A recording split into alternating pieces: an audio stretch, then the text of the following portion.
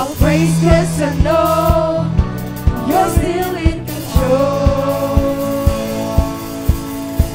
My praise is a weapon.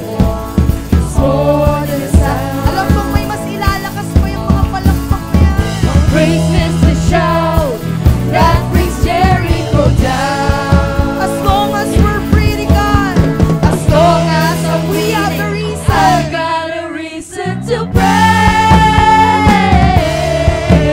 the Lord. Pwede bang itaas mo yung mga kamay niyan mo? Praise the Lord, oh my soul. I won't be quiet, my God is He's alive. alive. How could I keep it inside? One more time. Praise the Lord, oh my soul. Yeah. Come on, ilakas mo yung palakpak para sa Panginoon. Yeah. And together as one church, we will declare this. Come on. Sing with us. I'll praise 'cause you're sovereign, praise 'cause you reign, praise 'cause you rose and defeated the grave. I'll praise 'cause you're faithful, praise 'cause you're true, praise 'cause there's nobody greater than you. I praise 'cause you're sovereign, I praise 'cause you reign, praise 'cause you rose and defeated the grave. I'll praise 'cause you're faithful, praise 'cause you're true, praise 'cause there's nobody greater than you.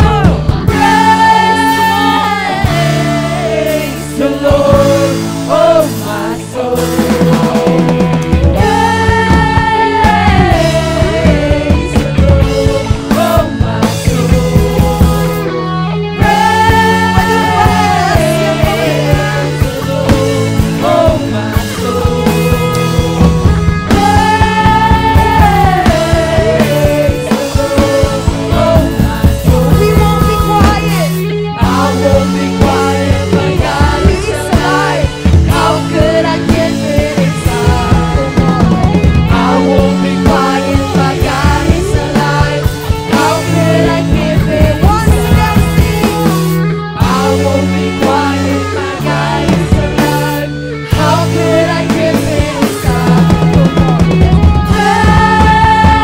Praise the Lord, oh my soul. Praise you, God.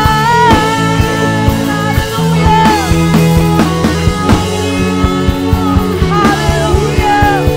Come on, once again we sing. Let everything Come on. that is breath We praise you, God. praise the Lord. Praise the Lord. Praise the Lord. Let everything Let everything that is breath that is breath praise the Lord. praise the Lord. Praise the Lord. Praise the Once again, Lord. let everything Let everything that is breath that is breath praise the Lord. praise the Lord. Praise the Lord. Praise the Lord. Let everything Let everything that is breath that is breath praise the Lord. praise the Lord. Praise the Lord. We praise you and thank you, God.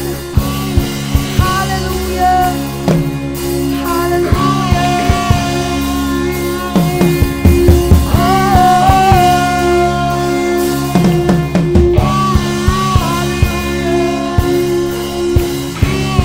One day, Come on. one thing I'll place you high. Come on, sing with me. Sing it louder, church. This bag of bones, and I try with all my mind, and I just can't with the fight. I'm slowly drifting. Oh, vagabond. And just when I ride off the road, I'm better than I didn't know. And he told me that I was not alone. He picked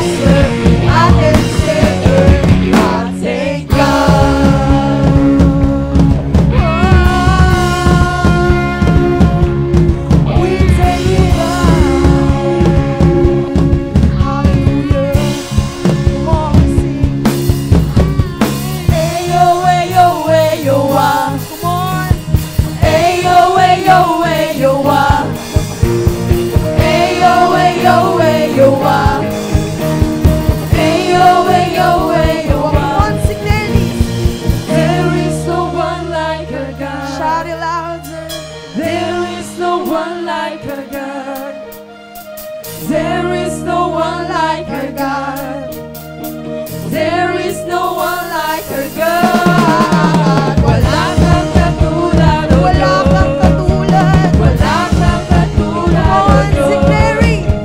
Wala kang katulad, O Diyos. Wala kang katulad, O Diyos. Listen pa. Wala kang katulad, O Lord, Diyos. love us and so. Wala kang katulad, O Wala Diyos. kang katulad. Wala kang katulad, O Diyos. Wala kang katulad, O Diyos. Praise and glory, Come on. honor and Let the strength congregation unto sing our it. God, unto our God. This is our God. Every child sing praise Him. Come on, lift those hands up.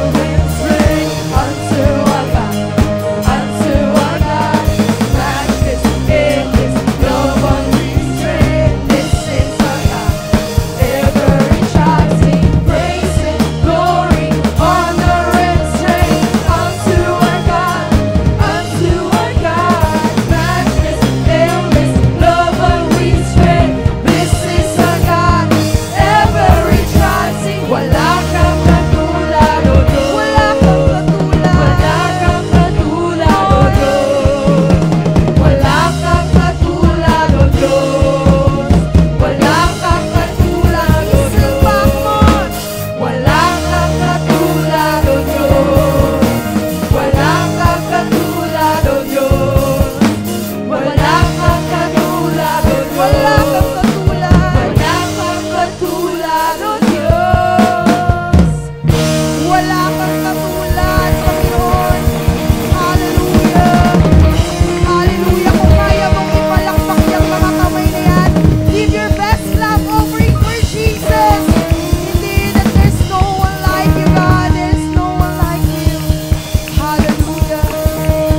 Hallelujah. Hallelujah. Tunay nga, Panginoon, na wala kang katulad ka.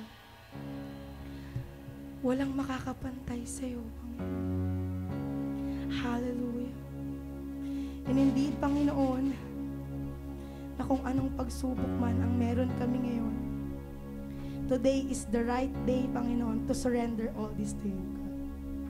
Ito na yung tamang panahon, kapatid, para isuko mo ang lahat ng iyong problema, ang lahat ng iyong pagdududa, ang lahat ng iyong problema. Hallelujah. We surrender all to you, God. Dahil naniniwala kami na ikaw ang Diyos noon, ngayon at magpakailanman. Oh, sing with me.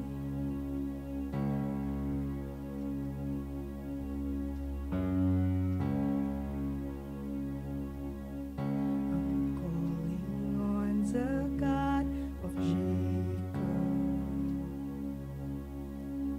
whose love endures through generations. I know that you will keep your covenant. I'm calling on the God of Moses, the one who opened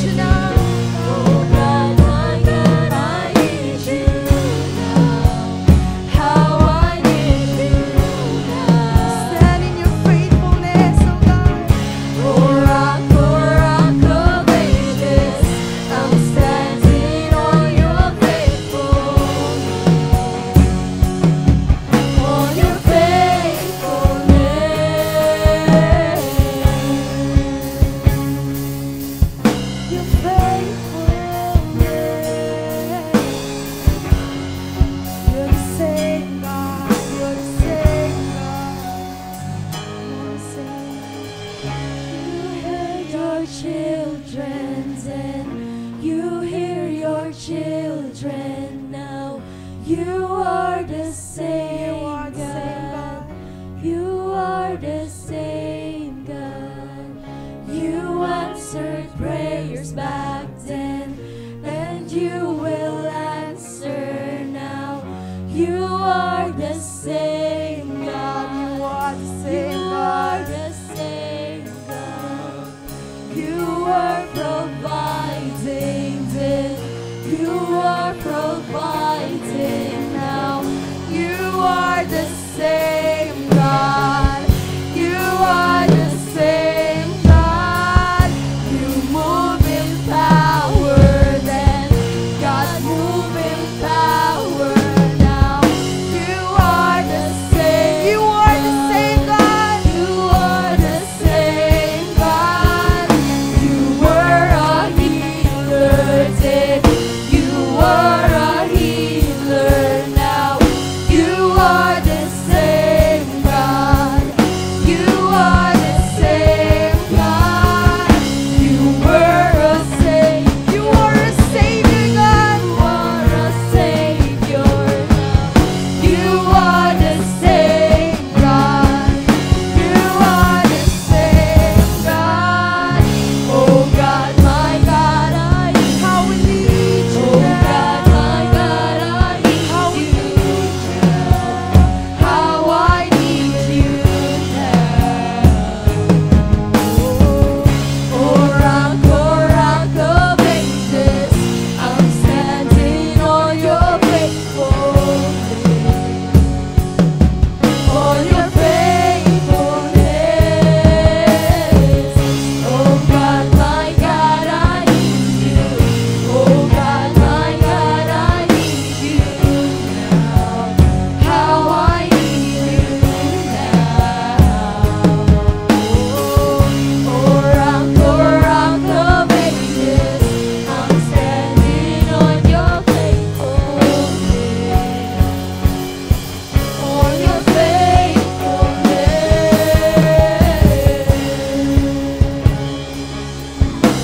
Faithful God. You're the faithful God. Jesus, you're the same yesterday and today and forever. You're the same God. You're the same God. You free the captives then. You're freeing hearts right now. You are the same God. You are the same God. You touch the lepers then. I feel your touch right now. You are the same God. You are the same God. You're the same God. You're the same. Holy Spirit, I'm calling on the Holy Spirit. Almighty river, come and fill me again. Come fill me, Lord. Come and fill me again. Come fill us. Come and fill me again.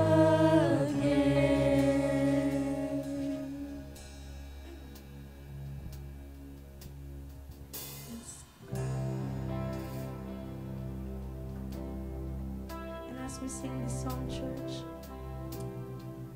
kung naniniwala ka sa katapatan ng Panginoon sa iyong buhay, awitin natin ito ng mula sa ating mga puso. Dahil tunay nga na hindi maiksi ang kamay ng Panginoon para abutin tayo. Hindi bingi ang Panginoon para hindi marinig ang iyak ng ating mga puso.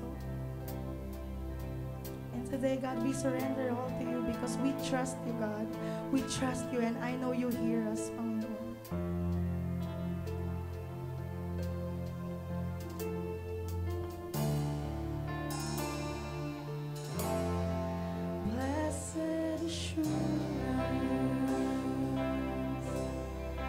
Jesus is mine.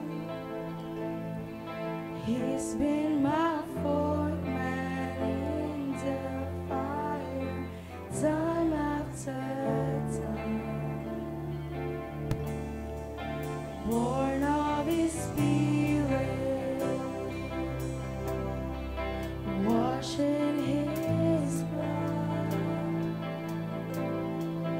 and what He did for me on Calvary is more than enough. I trust in God. Come on, lift those hands up. My Savior, the one who will never fail. He will never fail. I trust in God, my Savior, the one who will never fail. He will never fail. He will never fail.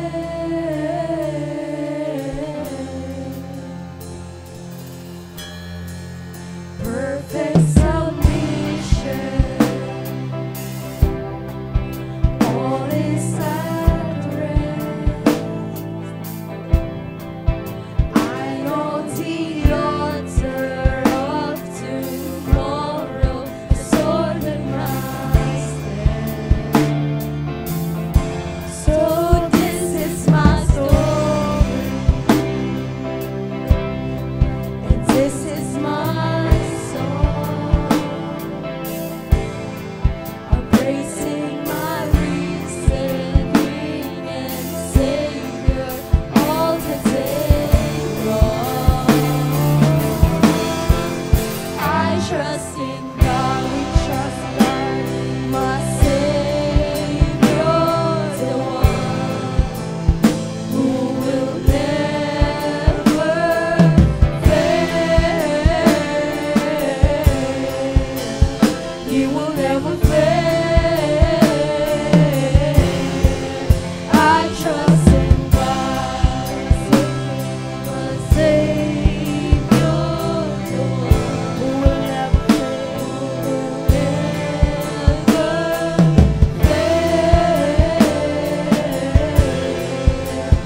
He will never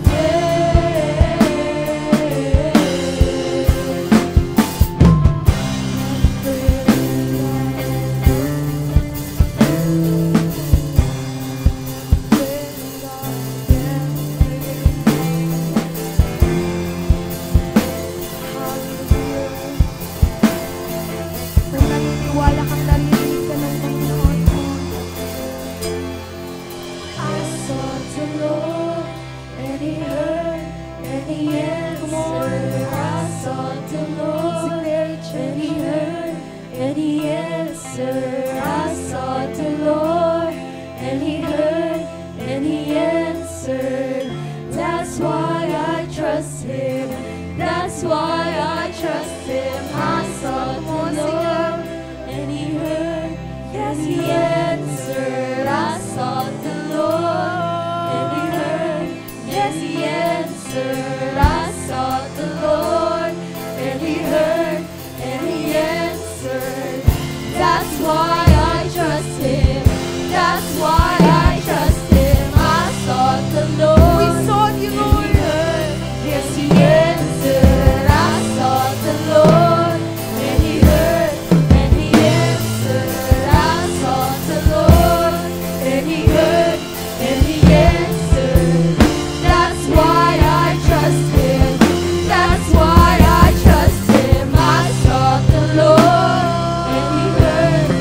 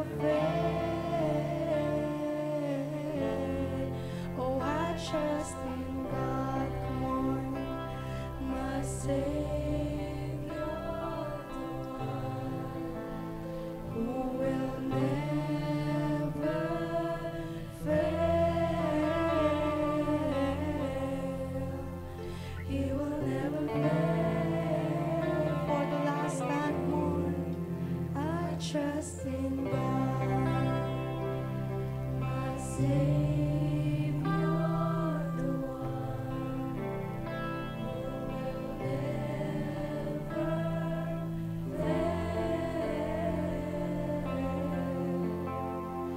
He will never fail. I trust in we trust in God. Come on, give the best clap offering for Jesus, the one who we trust, the one who is Almighty God, the powerful God, the faithful God. Come on, clap those hands. Ibigay mo yung the best mo para sa Panginoon. Hallelujah! Hallelujah! Hallelujah! Hallelujah, God. We trust everything to you, Father. Hallelujah, Father. We lift up your hands to you. Come on, church, lift up your hands. And we want to say thank you, God. And we love you. We love you, God, and thank you for staying in the midst of us today. And we acknowledge your presence, oh God. And as we listen to your word, Father, anoint your messenger today, oh God. Anoint her, Lord, and let allow us, Panginoon, to face you, God. Hallelujah, hallelujah. Allow us to meet you face to face, Father. To you be all the glory alone and adoration. This is our prayer in Jesus' name. Everybody say, amen and amen. God bless you.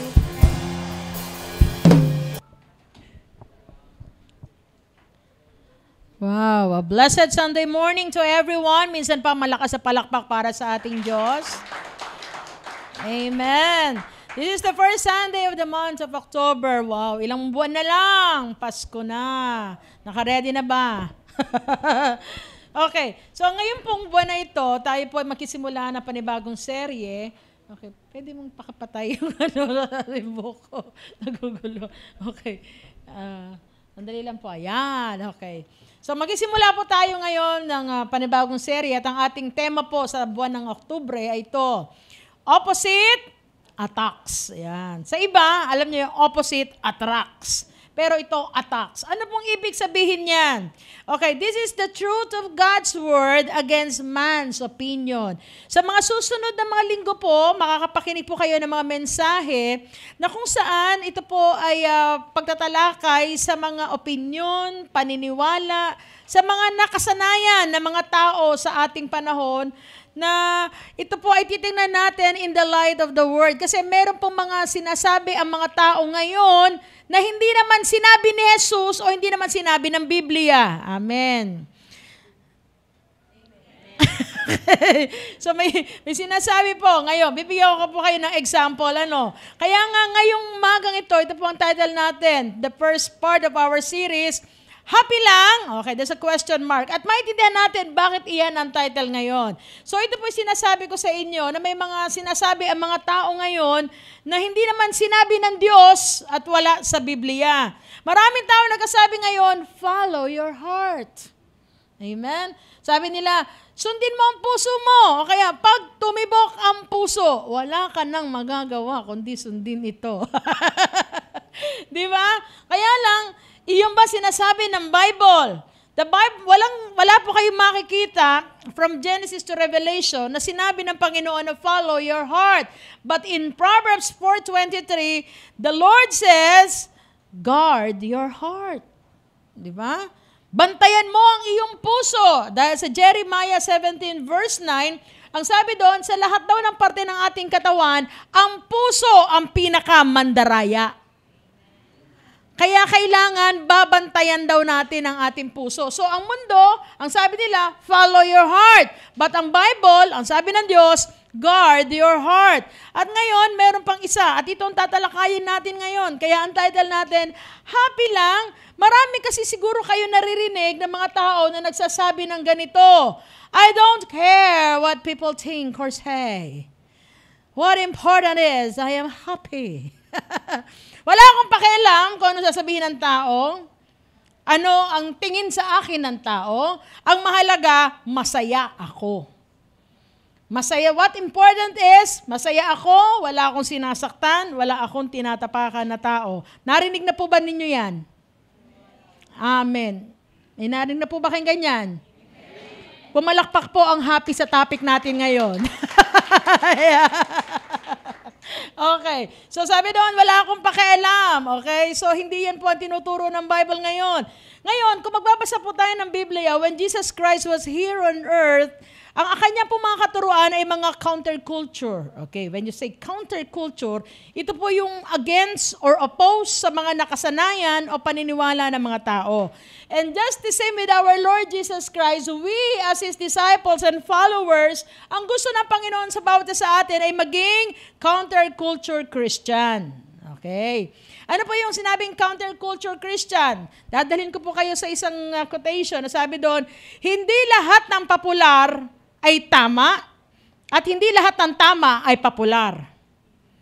So when you say counterculture, ito pong ibig sabihin niyan. Makinig po kayo mabuti. Ano po, para maintindihan po natin to. Sa mga hindi pa po pamilyar sa salitang counterculture, okay, let's study this and I will give you the meaning. Pag sinabing counterculture, ang ibig sabihin to, a way of life and set of attitudes opposed, taliwas, okay, to a prevailing social norm. Okay, sige, gawin natin sa Tagalog para maintindihan natin.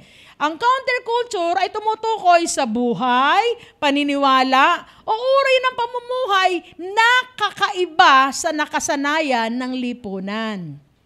Okay, naintindihan po ba ninyo? So, ang Panginoong Hesus, ganyan ang katuruan noon.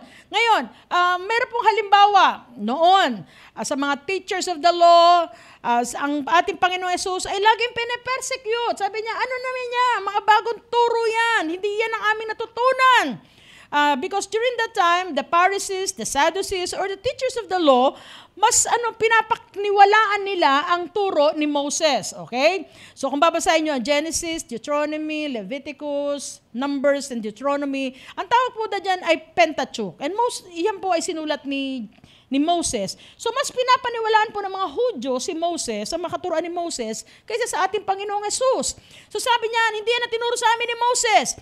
Katulad nung sinabi sa Exodus 21, verses 23 to 25. Ang sabi doon ni Moses, an eye for an eye, a tooth for a tooth.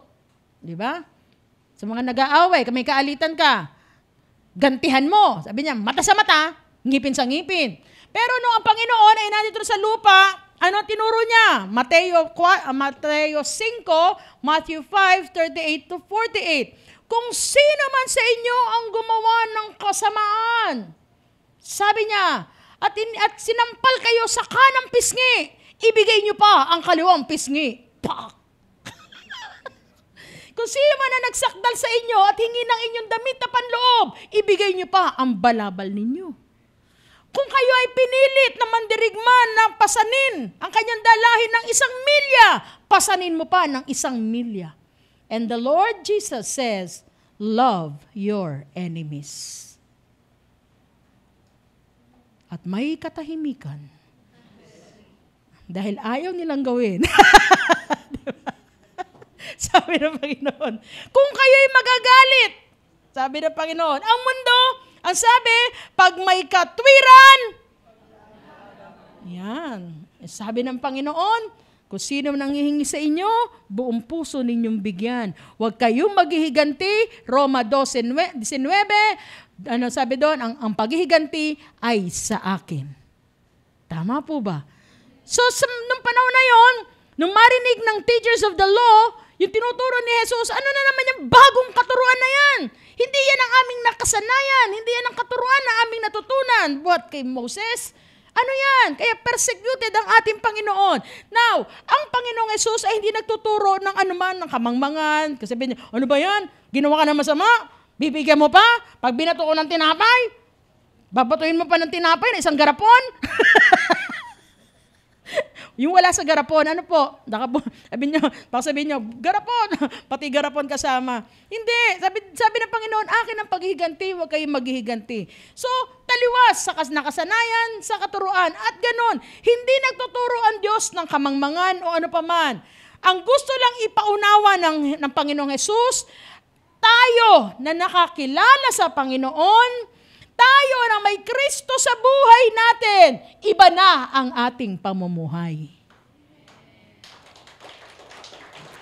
We will not go with the flow, but we will have the counterflow.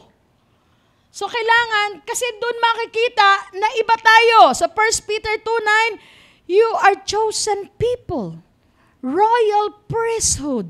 Tayo ay tinawag ng Panginoon para yung mga nasa kadiliman ay maliwanagan. At paano sila maliliwanagan kung pareho ang ginagawa natin sa kanila?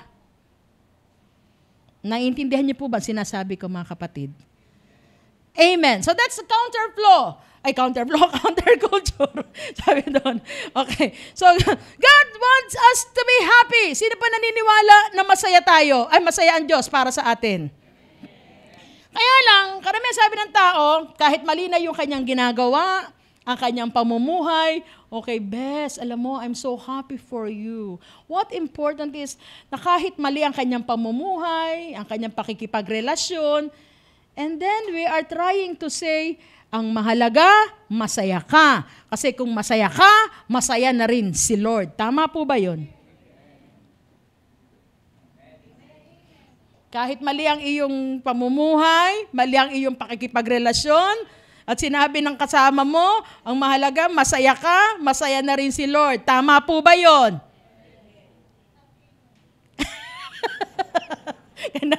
Not amen na. Naintindihan niya na. Okay. Okay. Mukhang pinawisan ako doon. Okay. Sabi doon. God wants us to be happy. Okay. Kaya lang, totoo naman, na gusto ni Lord na maging masaya tayo. Kaya lang, not in our ways, but in God's ways. Amen. Sige, palapakan natin ang Panginoon. Okay. Sabi natin. Kaya, pag-aralan natin, ano ba paniniwala ng maraming tao sa ngayon patungkol sa kasiyahan or happiness. Okay. Ito ang kanilang teorya o paniniwala. Una, whatever makes me happy must be right. And whatever makes me unhappy is wrong. Kung ano yung tama para kung saan ako masaya, alam ko, yun ang tama. Okay? At kung ano yung hindi na ako masaya, hindi na ako maano doon. Mali na yun.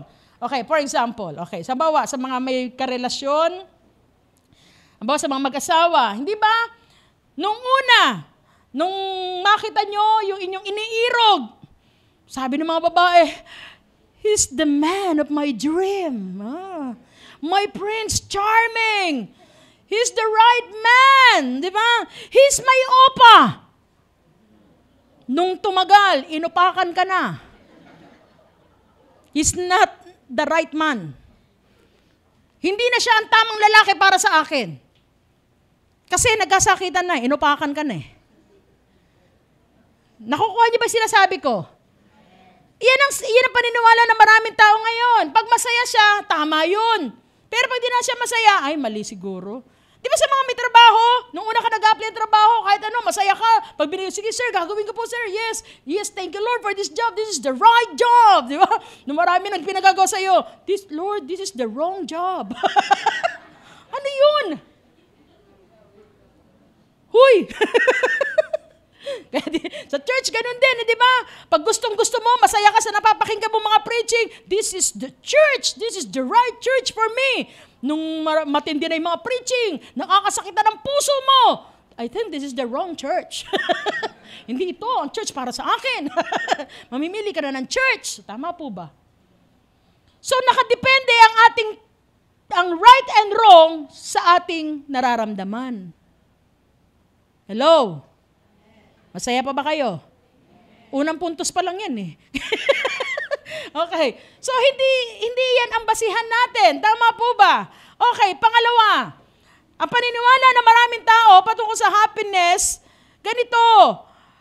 God's will yun pag walang sufferings, walang inconveniences, walang delays or obstacles.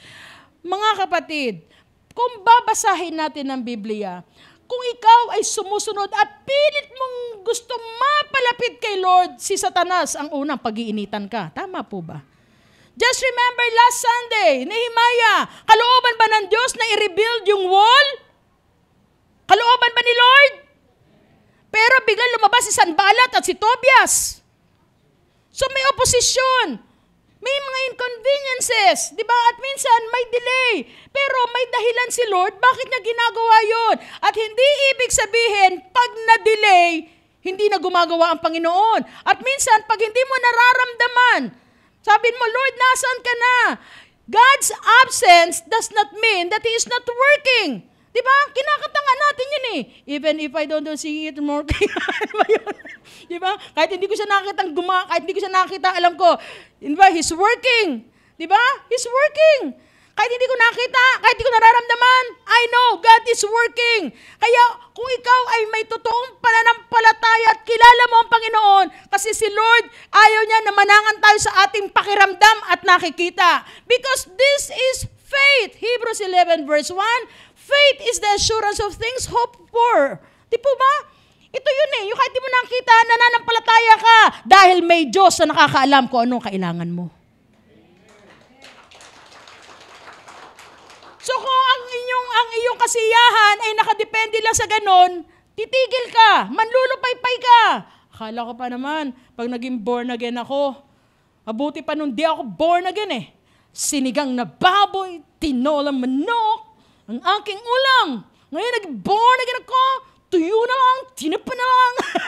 Diba? Ano bang buhay ito? Diba?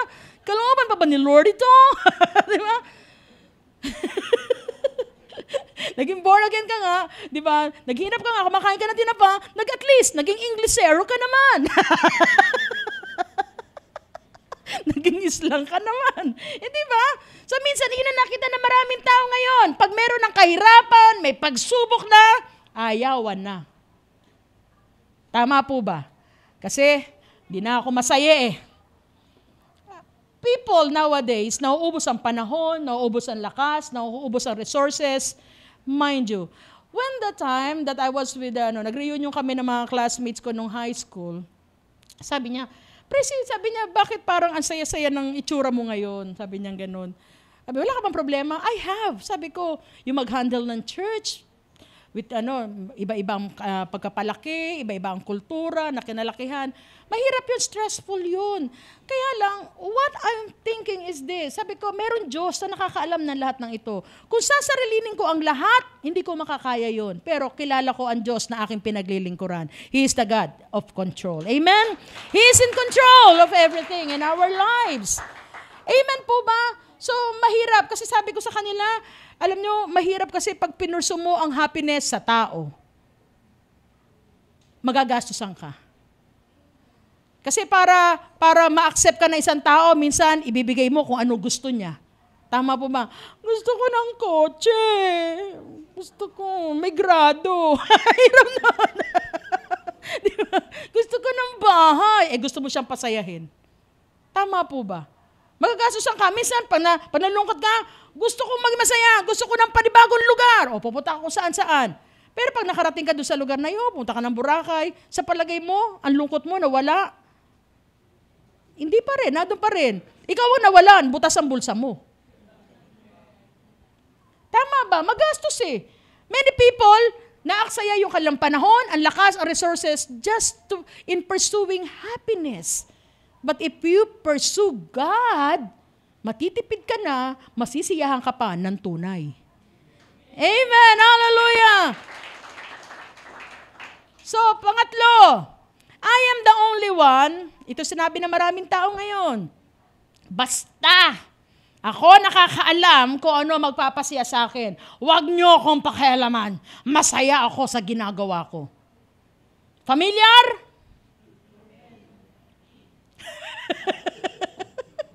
Sabi mo sa katabi mo, kapatid, masakit ito. Pero masarap pakinggan. Kasi totoo. Okay? Di ba? Basta wag niyo akong pakialaman, masaya ako sa ginagawa ko. Alam ko kung ano tama para sa akin. Mga magulang, pamilyar ba? Okay. Kung ang standard ng pagiging tama at mali ay tayo ang magseset, mga kapatid, magkakaroon tayo ng confusion sa buhay natin. Kung ang pagiging matalino ay nakadepende sa pagsasalita ng English, at doon ka asenso, maling kaisipan yan. Kasi marami akong kilala na hindi naman kagalingan, katalinuhan, hindi matalino, pero nagtagumpay sa buhay. Kasi kung ang susuriin natin ay ang Biblia, ang tunay na matalino, sabi ni Santiago sa Kapitulo 3, ay ang taong marunong magpakumbaba. Because the Lord says, ang nagpapakataas ay aking ibababa. At ang nagpapakababa ay aking itataas. So our promotion comes pag marunong tayong magpakumbaba. Una sa Diyos, pangalawa sa mga tao. Amen? Kasi pag kayo magpapakumbaba, kagigiliwan ka ng maraming tao. At doon ka magkakaroon ng pag-asenso. Lalo pag ikaw ay nagnenegosyo. Tama po ba? Amen. Okay. So sabi doon, hindi tayo dapat ang mag-set ng standard kung ano yung tama o mali. Kung ang pagiging sexy ay 36, 24, 36 lamang ang standard. Walang sexy dito.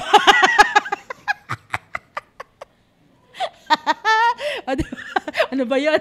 Di ba? Kaya lang, sa panahon ngayon, hindi yan magiging sexy. Kasi ibig sabihin, pag sexy lang, yung mga taga-Miss Universe lang ang sexy.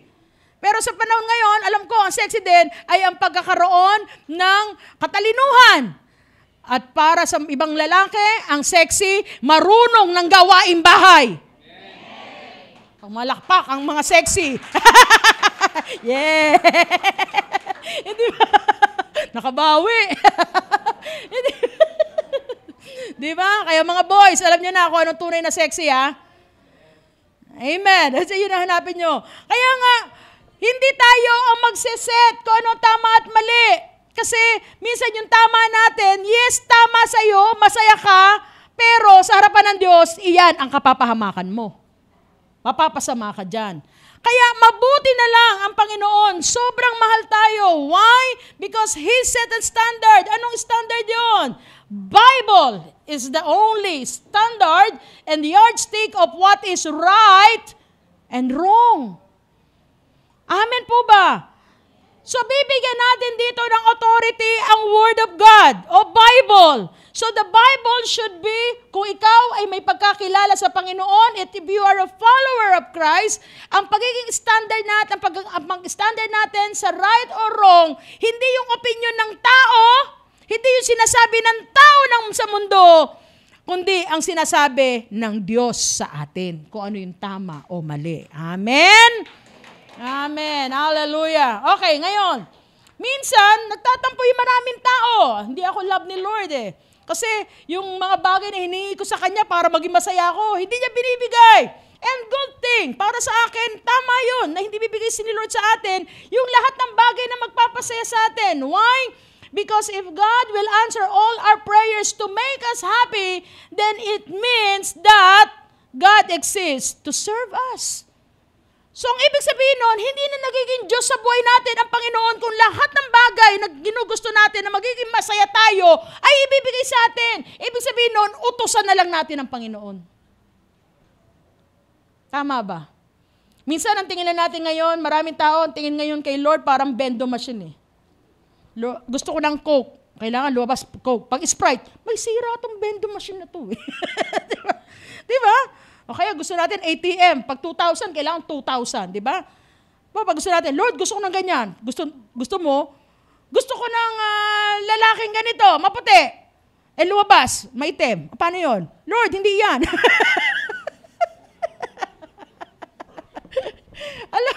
alam mo yun? Kung lahat. Halimbawa ako, nung ako'y dalaga, excuse me ha, no offense.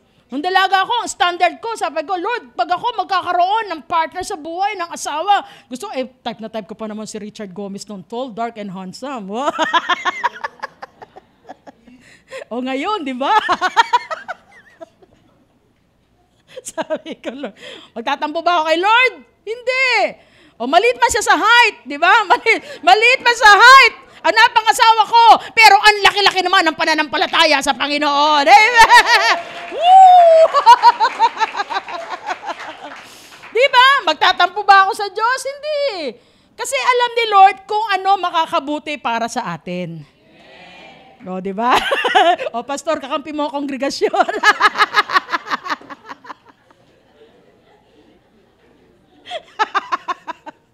Peace, pastor. Peace. Papasukin mo ako sa bahay, ha? Okay. So, hindi lahat ng ating prayer na akala natin na magpapasaya sa atin, ibibigay sa atin ni Lord. Amen? So, maintindihan po natin kung anong puso ng Panginoon. Ngayon, kung ano ba gusto talaga sa atin ng Panginoon? Okay, God doesn't want you to pursue happiness.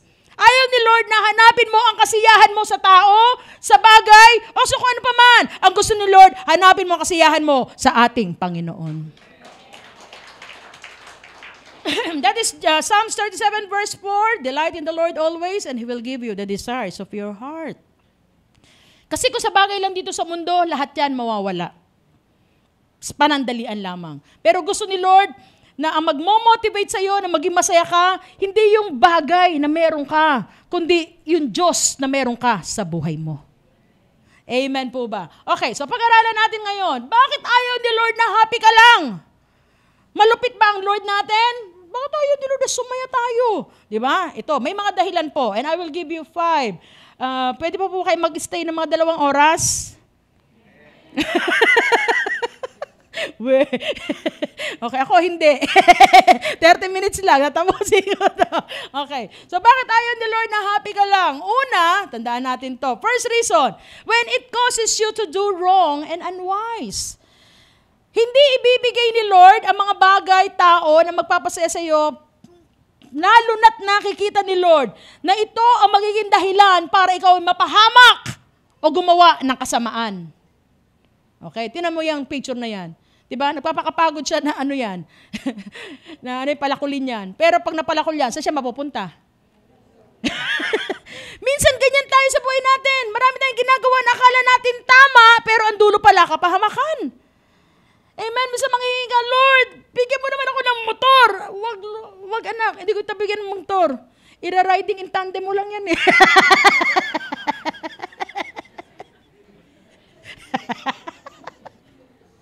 Para extra kita.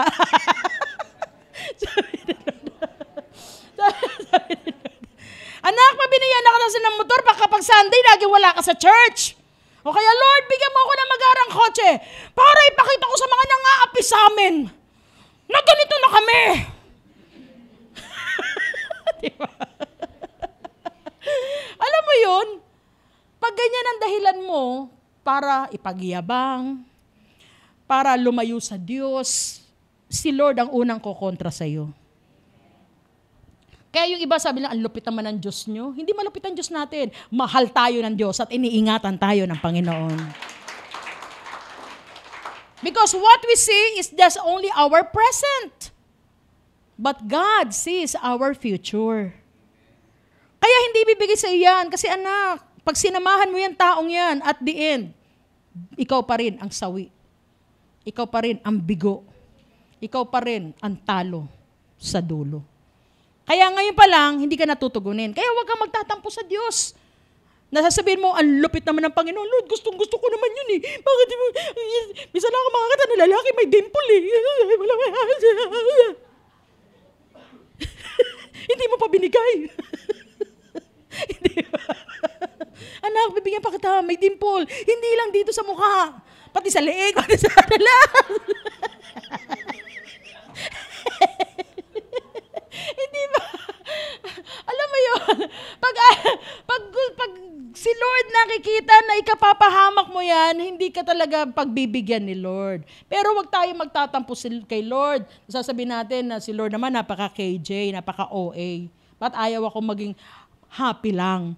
Ayaw ni Lord maging happy ka lang kasi anak, papahamak mo yan. At hindi ka magiging mabuti dyan, magiging masamang tao ka dyan. Kasi pag tingnan natin to, sa 1 Peter 1:15, ano sabi? But just as He who called you is... Ulit. But just as He who called you is... Nakalagay ba dyan, happy? But just as He called you is happy, so be happy in all you do. Hindi naman, di ba? Ang sabi doon, dahil ang tumawag sa inyo ay banal, kaya nga maging banal kayo sa lahat ng inyong ginagawa.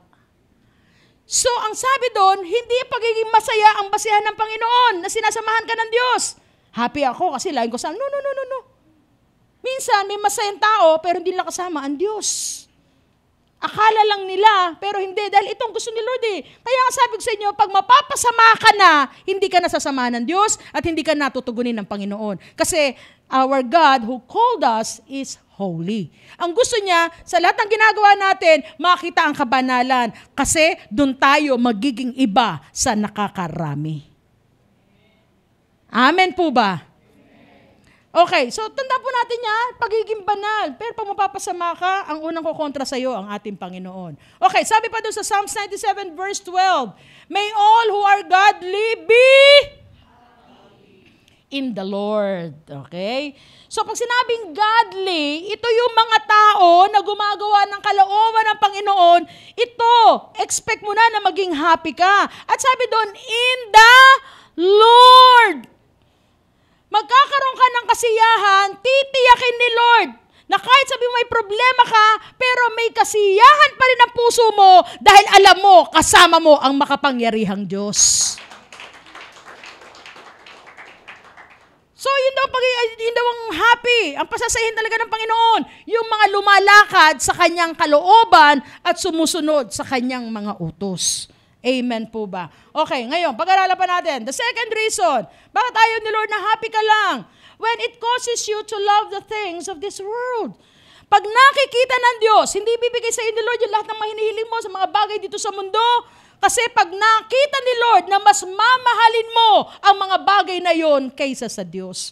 Okay, pag-aralan natin ang 1 John 2:15-18. Sabi dito, do not love the world or anything in the world. If anyone loves the world, the love of the Father is not in them. Now, ang bersikulo na ito ay hindi tumutukoy, hindi po masama ang pagkakaroon. Okay? Pero, ang sinasabi ito, yung mahalin mo. Hindi masama na magkaroon ka ng cellphone. Pero, habang nasa worship service ka at nagse-cellphone ka, yan ang mas ayaw ni Lord. Kasi nagko-concentrate ka na, hindi sa preaching, kundi sa cellphone. Alam ko yan. Kasi chinat nga kita eh. Ako din pala. Diba? Diba? Diba? Hindi masama na magkaroon ka ng pera. Diba? Hindi masama na magkaroon ka ng girlfriend. Kaya lang, kung yan ang magiging dahilan. Minsan nga, may mga tao na, minsan nga, pagkain lang. Sabihin mo na, wala ko, may crispy pata pa naman ako. Nung makita niyo si Pastora, nakalimutan ko yung crispy pata sa lamesa. Naku, baka kuhanin ng pusa. Naku, maniwala ka. Pag inuna mo si Lord, yung crispy pata na yan, kahit kain ng pusa, kayang palitan ni Lord ng lechon baboy. Amen ba? Hindi masama na magkaroon ka ng negosyo. Pero yung isipin mo na hindi ka mabubuhay dahil hindi ka nagne-negosyo, that's a wrong thinking. Dahil ang tunay na bumubuhay sa atin, walang iba kundi ang ating Panginoon. Sabi doon sa Acts 17:20, sige, palakpakan natin ang Panginoon. Acts 17:20, in Him we live, we move, and have our being. Kaya ang bersikulo na ito, hindi ito tumutukoy sa pagkakaroon. Okay lang na magkaroon ka ng maraming pera, pero maging sagabal yan at mahalin mo na lahat ng yan. Yung mga bagay dito sa mundo, yan ang ayaw na mangyari ng Diyos. Kasi nga, ang tinutukoy dito, huwag mong mamahalin ang mga bagay. Mas mamahalin mo yon kaysa sa Panginoon. Nabibigyan mo ng panahon yun, bibigyan mo ng lakas, at iubusin mo yung resources mo doon. Na pagdating dito sa church, pag-giving, wala kay bibigay. Pero pag doon sa labas, ang dami mong pera. It hurts, but that's the truth. Yun ang sinasabi ng Panginoon, hindi masama magkaroon ka. Pero saan mo ginagamit kung anong meron ka? And remember, we, as God's people, tayo pinagpapala ng Diyos para maging pagpapala din, lalo na sa dito sa ating Panginoon. Amen po ba? At sa gawain ng Panginoon. So that's the reason why. Ngayon, kung yan ang gagawin natin, mas mamahal natin, tiyak hindi bibigay sa ni Lord yan. Ayaw ni Lord na mangyari yon. Sabi pa sa verse 16, for everything in the world, the lust of the flesh, the lust of the eyes, and the pride of life comes not from the Father, but from the world. Ang strategy ng kaaway, papakita sa'yo yung mga bagay na maganda sa paningin mo, natural. Hindi ka bibigyan ng ng pangit, di ba? Kasi ang gusto ng kaaway, malito ka, ma-confuse ka, at masira, at hindi mo paniwalaan ang sinasabi ng Diyos. Ang sinasabi lagi ng puso mo, kung ano desire mo, yun ang dapat na masunod sa iyo. And remember, di ba sabi doon sa Efeso 2:1 hanggang 10, tatalakay doon. Nung una, na wala pa tayong pagkakilala sa Panginoon, tayo ay namumuhay ayon sa layaw ng ating laman. And that is very sinful in the eyes of God. That's why we need to be born again. Iyon yung dati nating pagkatao nang sinusunod natin, yung layaw ng ating laman. Kung anong masarap, kung anong masaya, di ba? So, yun ang gusto natin. Pero pag mahirap na, ayawan na. Pero sa pagsunod sa Panginoon, there's always sacrifices. Mga kapatid, tandaan po natin to. Sabi sa verse 17, ayaw ni Lord na mahalin mo ang mga bagay dito sa mundo. Bakit? The world and its desires pass away. Magkaroon lang na intensity 8 or 10 na intensity, yung malaking bahay na yan, pwedeng bumaksak. Tama po ba? Magkaroon lang ng signal 5 na bagyo at taganan yung puno, bumaksak sa iyong sasakyan, yung inaalagaan mo sa sasakyan, pipina yan sa sasakyan mo. Ngayon, kung ang lahat ng kasiyahan mo ay nandun sa mga bagay na yon, paano yon? Malulugmo ka na, malulungkot ka na. That even the people around us, mga kapatid, ilang beses ko sinasabi sa inyo, people in our lives just come and go. Ngayon, nandito sila, pero hindi natin hawak ang buhay. Maya-maya, mawawala na yan. Kaya nga, ang laging sabi ng Lord, huwag niyong hanapin sa tao, sa bagay, hanapin niyo sa akin ang kasiyahan. Kasi ang kasiyahan ni Lord, ito ang pangmatagalan. Amen? Hallelujah. Sige, palakpakan natin ang Panginoon. Sabi pa doon, the world and its desires pass away, but whoever does the will of God lives forever.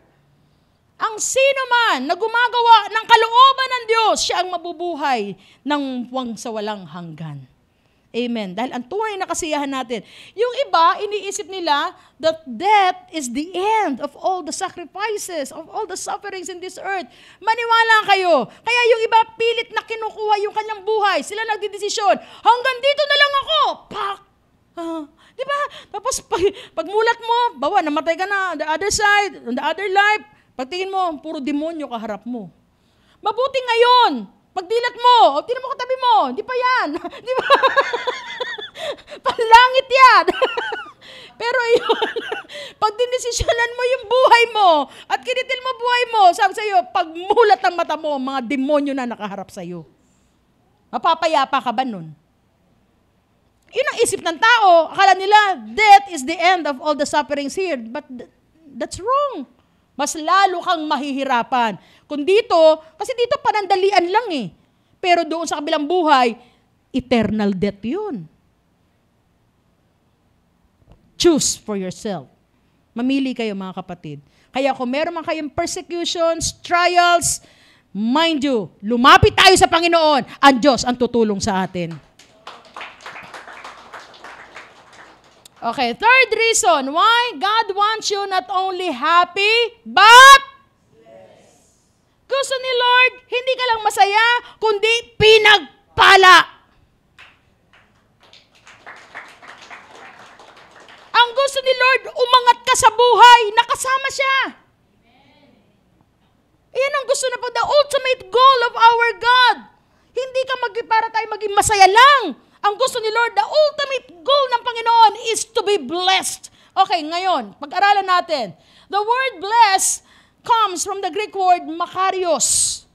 Pag sinabing makarios, it means more than happy. Sobrang saya. Pag ikaw ay sinabing blessed. Okay, ngayon, pag-aralan po natin ang sabi doon sa Matthew 5, 3-10, the Beatitudes. Sabi doon, blessed are the meek. Ano yung meek? Yung mapagpakumbaba, Di ba? Ang sabi doon, pag ikaw ay meek daw, pinagpala ka. You are more than happy. Pero sa mundo, ang tingin ng mga tao sa meek ay weak. Mahina. Pero sa Diyos, ang mga pagbaba, sila ang pinagpala. Sinabi pa doon, blessed are those who are persecuted, for theirs is the kingdom of God. Paano naging blessed, persecuted ka na? Inaalipusta ka na? Blessed ka pa rin? Oo.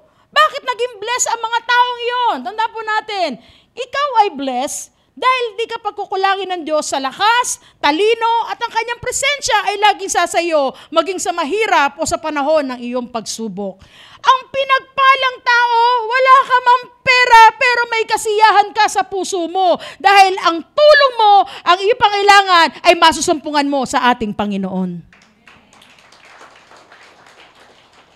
Ang pinagpalang tao, may problema man, pero may Diyos na umaalalay sa iyo. May pinagdadaanan ka man, pero may Diyos na nagko-comfort sa iyo. Iyon ang taong mga pinagpala. Hindi ba? Ang taong pinagpala, laging available sa kanya yung strength, power, and presence of God. And for us, that is enough. Amen po ba? So sabi doon, ang happy na tao, masaya kahit wala ang Diyos. Pero, ang blessed na tao, masaya siya dahil lagi niyang kasama ang Diyos. Just to make a real talk to you, mga kapatid. Nung tayo wala pa sa Panginoon, siguro, yung iba sa inyo, lalo na yung mga baguhan, at yung bago pa lang nakakilala sa Panginoon, talagang there's a comparison na ngayon, dati you can do everything that you want, pwede kang pumunta sa mga lugar na pwede mong puntahan, di ba? Pero ngayon, naging born again ka, medyo talagang nahihirapan ka. Minsan, nakakaramdam ka ng kalungkutan, akala mo na, Lord, ba't ako nalulungkot? Bakit ganun? Totoo mga kapatid na pagdadaanan mo ang lahat ng iyan. Bakit? Kasi meron ka na ngayon mga bagay na iiwasan mo. Tatalikuran mo na ngayon. Pipigilin mo na ang sarili mo na hindi na gawin yon. Kasi una, ayaw mo lang na maging masaya. Gusto mo, pagpalain ka ng Panginoon. Kaya nga, sa iba, ayaw nila maging born again eh. Kasi sabi niya, minsan may nabasa ako nung nakaraan, sabi niya, ang hirap maging born again. Totoo, mahirap. Para sa akin, di lang mahirap. Imposible. Imposible makapagpatuloy ka bilang Kristiyano. Kasi, you have to deny yourself. Kailangan talikuran mo at kailangan mamatay ka sa sarili mo. Yung dating ikaw, alam mo yon, yung konting ano lang sa'yo, kanting lang sa'yo, yung mata mo parang nagiging dragon ka. Di ba? Tapos pipilitin mo, magiging pusa ka na lang. Meow. Meow. Ang hirap nun. Parang, meow. Ang hirap nun. Kaya yung iba nag-i-struggle as a Christian. Pero kapatid, kahit mag-struggle ka dahil sa pag-awat mo, pagtalikod sa kasalanan, well, masaya naman ang Diyos para sa iyo. Kaya tuloy lang mga kapatid, ano?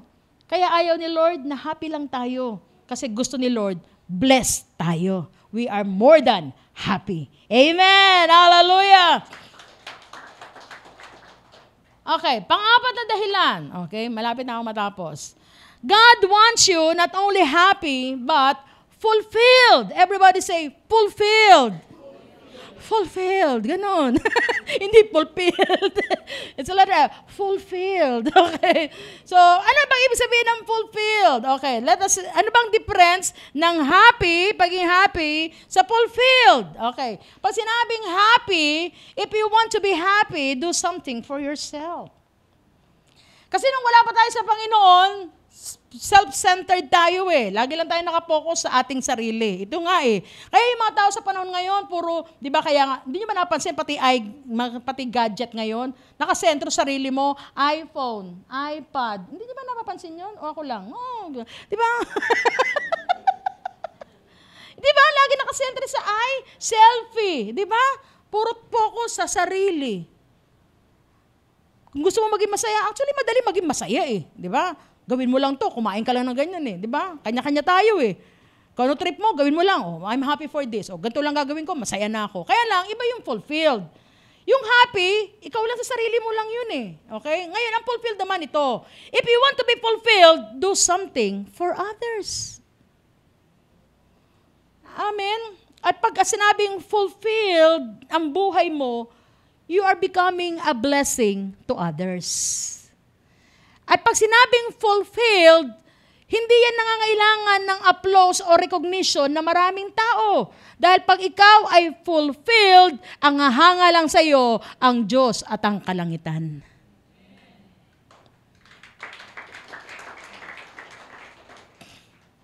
Tayo mga nanay, paano ba tayo nagiging fulfilled? Kanina shinare ko. Sabi ko, ako I feel fulfilled pag nakita ko na nakasampay yung mga nilabhang ko. Dahil alam ko, makakapagsuot na ng malinis na damit ng aking pamilya. Diba? Si Sam at si Pastor, na makita ko maayos sa kanilang panamit. Yung bahay, pag malinis, I feel so fulfilled. Amen po ba? Diba? Tayo, mga nanay, pag naipagluluto natin ng masarap na pagkain ng ating mga anak, diba there's something joy na parang kahit pagod ka, pero ang saya sa puso mo, di ba? Iba-iba yung kasiyahan na nararamdaman mo eh. Kasi you're not doing it for yourself. Alam mo, pagod ka, marami kang ginagawa, pero ginawa mo yung something na ikasisiyahan ng mga mahal mo sa buhay. Tama po ba? Yun po sinasabi kong fulfilled ka. Na kahit sabi mo, wala kang ganito, wala kang maraming pera, pero yung nagawa mo yung mga bagay na yun para sa iba, you feel so fulfilled. At ang Diyos ang hahanga sa iyo. Hindi mo ginawa yan para magpa-impress, ginawa mo yan para sa iba. Amen. Dahil mahal mo ang Panginoon at mahal mo ang mga tao. Amen. Hallelujah. So wag lagi tayong po-focus sa ating sarili ha, mga kabataan. Ano ba ang fulfillment nyo? Kayo ba fulfilled kayo kapag kayo nakapaglinis ng bahay sa isang araw? Depressed.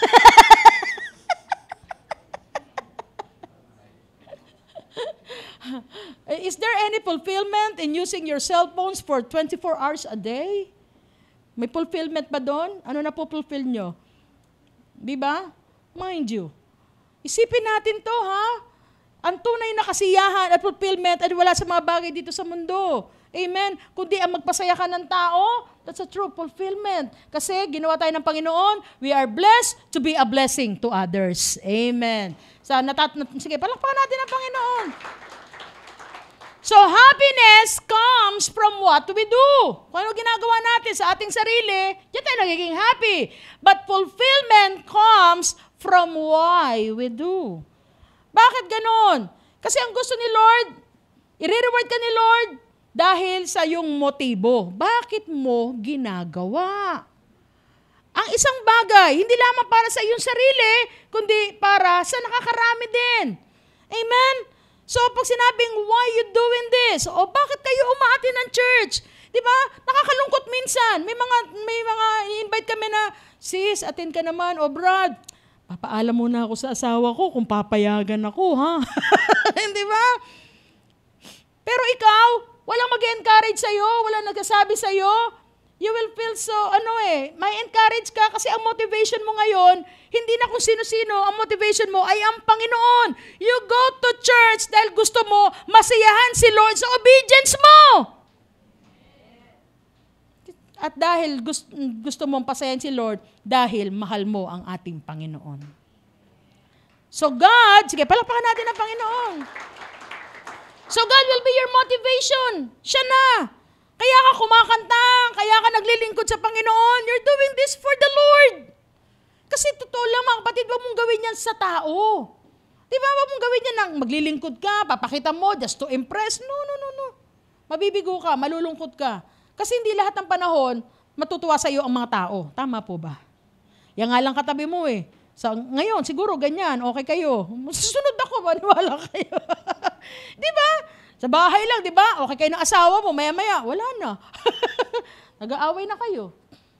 Di ba? So tandaan natin to ha, why you are doing this? Kailangan, yun, yung fulfillment natin yun. Okay, ang panglima.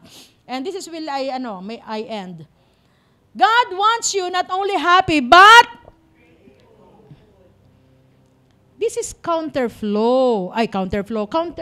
culture eh. Bakit? Kasi sabi sa 1 Thessalonians 5:16-18, rejoice, pray, give thanks in. May problema ka? Masaya ka pa rin? Mananalangin ka pa rin? Diba? Magpapasalamat ka pa rin? Diba naalala niyo yung kwento? Just to end.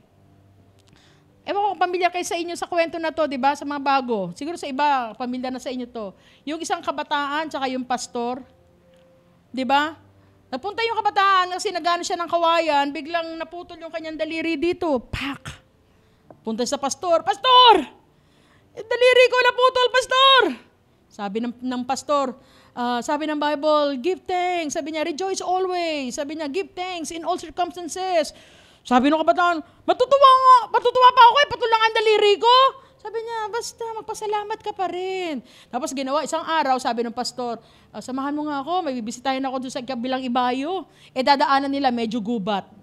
Sabi niya, sige pastor, sasama ako. Sumama yung kabataan. Nung sumama yung kabataan, nag-isip siya, dito ako nagagantihan si pastor. Nakita niyo marami mga damo-damo, tapos may hukay, may parang hukay. Nakita niya yun. Sabi niya, teka lang. Sabi niya, pastor, sige po, mauna na kayo. Kasi may gagawin lang ako. Call of nature, sabi niya ganun. Pero ang ginawa niya, yung balon na yun, nilagyan niya ng tinakpan niya ng dahon-dahon ng ganun. Tapos nung makita niya yun, sabi niya, pastor, halika na. Okay na tayo. Lumalakad sila. Nung malapit na sila doon, bigla niyang tinulak si pastor doon sa balon na yun. Nahulog si pastor sa balon. Sabi niya, ano ka ba? Halika, tulungan mo ako. Di ba sabi mo, pastor, give thanks in all circumstances. Magpasalamat lagi tayo. Ano ka ba? Sabi niya, ahon mo ako dito. Bye-bye, pastor. Uwi na po ako. Iniwan niya si pastor. Nakaganti na siya. Masaya siya. Nakaganti na siya. Kaya lang, pag uwi niya, nasa lubong niya yung mga hunter. Naghahanap ng iaalay sa kanilang Diyos-Diyosan. Kailangan may alay tayo ngayong araw na to. Ganon. Nakatay yung kabataan. Sabi niya, hinuli siya. Sabi niya, ito, tama-tama to, batang-bata to, iaalay natin to. Tapos pagdating nila doon sa kanilang sa headquarters nila, sa tribo nila, sige, hubaran na yan. Hinubaran. Itaas ang kamay. Di ba? Pag ino-offer, dapat perfect, di ba? Pagtaas ng kamay, nakakita, putol yung daliri, nakaganon. Sabi ng leader nila, hindi pwede yan. Putol daliri. Itapon uli yan. Tinapon. Takbo yung kabataan, tuwan-tuwa, pastor, hallelujah, hallelujah. Sabi niya, pastor, totoo, sa lahat ng bagay magpasalamat. Sabi niya, bakit? Nahuli ako ng mga hunter, muntik na ako may alay. Mabuti nilang putol ang daliri ko. Sabi niya, sumigaw din ng malakas na hallelujah yung pastor. Hallelujah! Sabi niya, bakit? Kung hindi mo ako hinulog dito, ako dapat ang iaalay. Amen! Hallelujah! Purihin natin ang Panginoon. Sa lahat na nangyayari sa atin, may dahilan ang Panginoon. Kaya sabi ni Lord, gusto niya maging kakaiba ka sa mundong ito. May problema ka man, rejoice, masaya ka pa rin. Amen? Nananalangin ka pa rin. Umaattend ka pa rin kahit may problema ka. Diba? At sa lahat ng pagkakataon, magpapasalamat tayo sa Lord. Bakit? Dahil kilala natin kung sino may hawak ng buhay natin. God is the one who holds our life and even our future. Yung bukas mo, kapatid, si Lord din na may hawak niyan. Nag-aalala ka ngayon, pero di mo nga alam kung buhay ka pa bukas eh. Pero si Lord alam niya. Kaya all we need to do is just to praise, rejoice, and give thanks to the Lord. Amen po ba? So sino po ang handa magpasalamat sa Panginoon ngayong araw na ito? Tayo po lahat ay tumayo and let us give thanks to the Lord. Hallelujah. God holds our lives. Amen.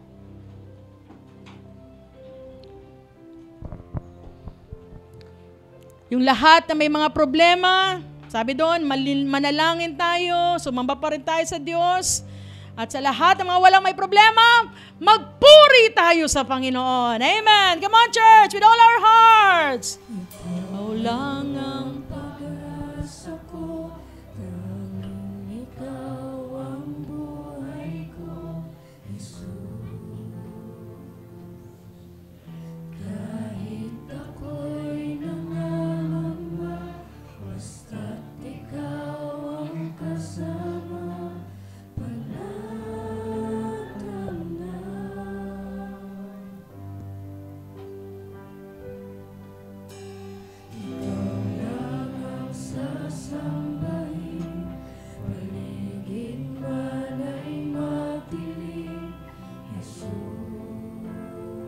Sige, magpasalamat tayo ng buong puso sa Diyos.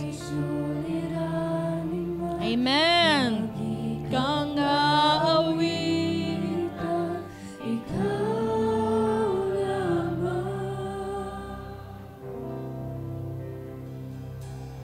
Kahit kailan, di ka nagkulang. Biyaya mo sa akin lagi laan. Ang pag-ibig mo sa akin walang hanggan. Inibig mo ako noon hanggang. Ang lahat na nagmamahal sa Diyos. Come on, church. Ikaw lang ang sasambahin, paligid man ay madilim, Jesus. Kahit may suliranin man, lagi kang aawitan, ikaw lamang. Kahit kailan, di ka nagkulang. Biyaya mo sa akin lagi laan. Ang pag-ibig mo sa akin walang hanggan. Inibig mo ako noon hanggang. O kahit kailan. Kung may pangangailangan ka, sige, lalo tayo lumapit sa Diyos. Hallelujah. Biyaya mo sa akin lagi laan. Ang pag-ibig mo sa akin walang hanggan. Inibig mo ako noon hanggang. Come on, let's declare this! Panginoong dakilang katapat sa dalangin ko. Ako'y inibig mo kahit ako ay ganito. Walang katapusan ang pagmamahal mo. Walang pinipili ang puso mo. Ganito tayo kamahal na Diyos! Panginoon, dakilang katapat sa dalangin ko. Ako'y inibig mo kahit ako ay ganito. Walang katapusan ang pagmamahal mo. Walang pinipili ang puso mo. Kahit kailan. Salamat, Panginoon. Thank you, Lord.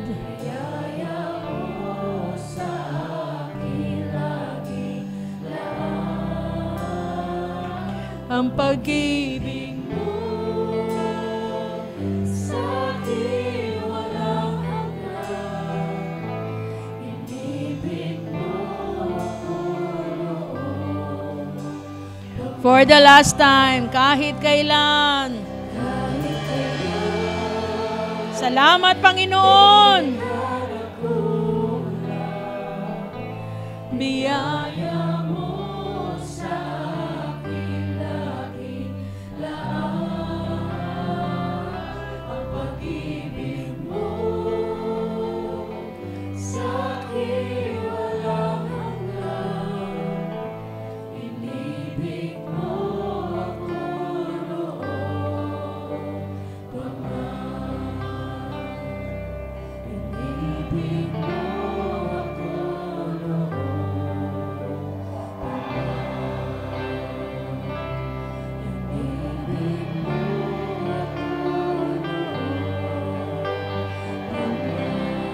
Hallelujah.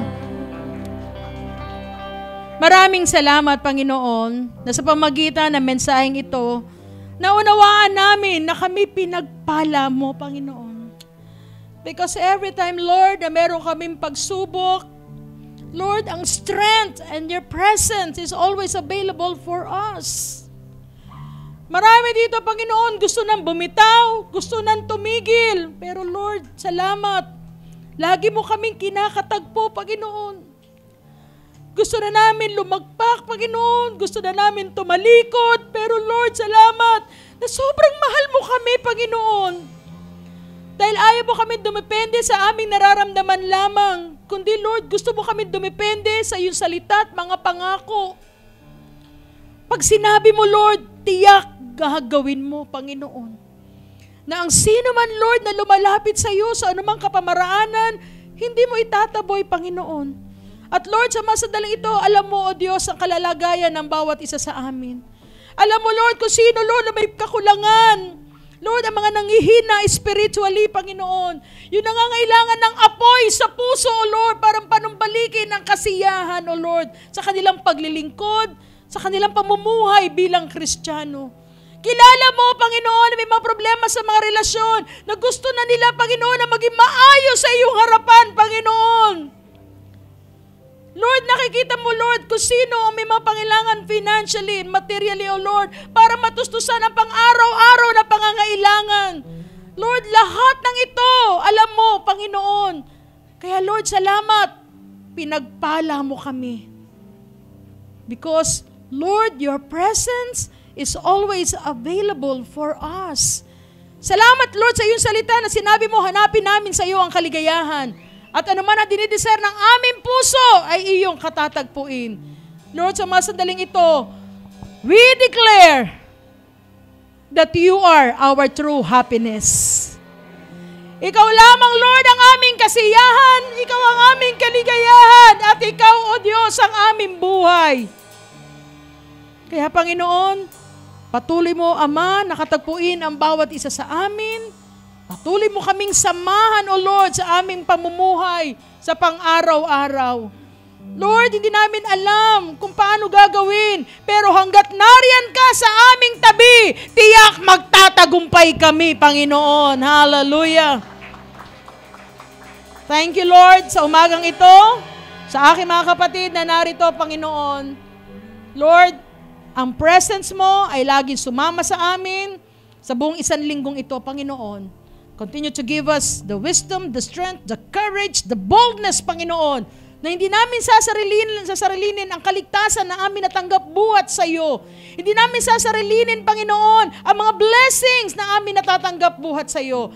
Because, Lord, you want you to us to be fulfilled, Panginoon. Na ikaw, Lord, ang lagi namin pasasayahin. Hallelujah. Salamat po, Panginoon, sa umagang ito. And we give you all the glory, all the adoration, and all the blessings. In Jesus' name we pray. Amen and amen.